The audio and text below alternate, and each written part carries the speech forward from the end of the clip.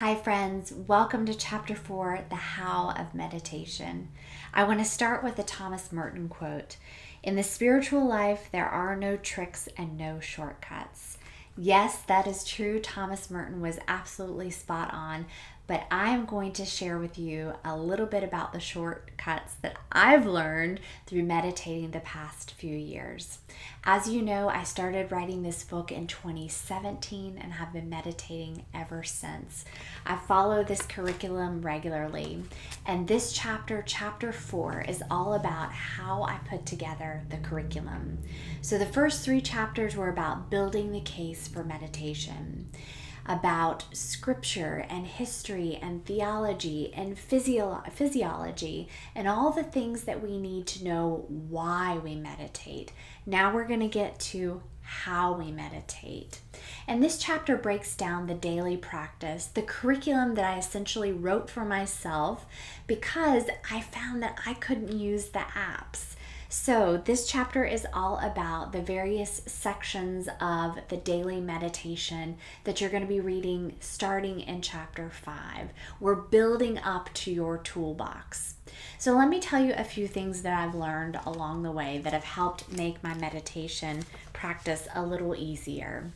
So one thing that you know from the beginning of the chapter is that I don't use electronics in my meditation, or at least I didn't used to. Now, my cousin gifted me with an Apple Watch this past summer, and I will say this, I use my watch in my meditation.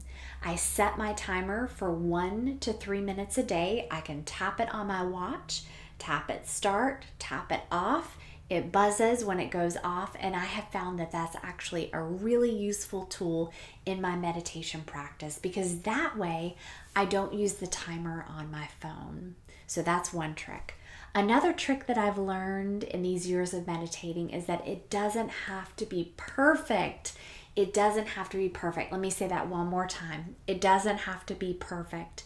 You can meditate for 3 minutes every day, anywhere, any time of day, any space. Please let go of perfection. Focus on your meditation. If you get distracted, don't worry about it. You don't have to start over. Just bring your attention back to your breath.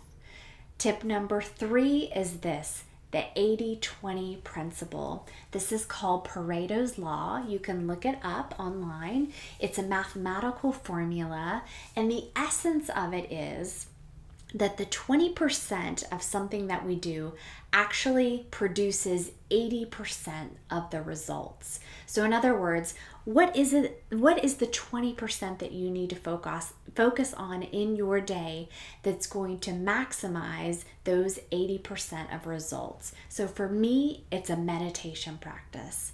When I start it first thing in the morning, it doesn't take much time. It's not a big percentage of my day in terms of minutes and ratio to other things, but it produces exponential results throughout the day.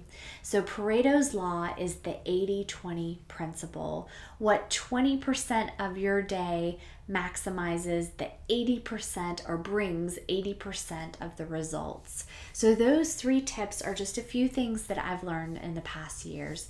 Using my watch to my benefit, letting go of perfection when it comes to meditation, and thinking about keeping to that meditation practice every day because it is that small percentage that is going to maximize the rest of my day. Thank you.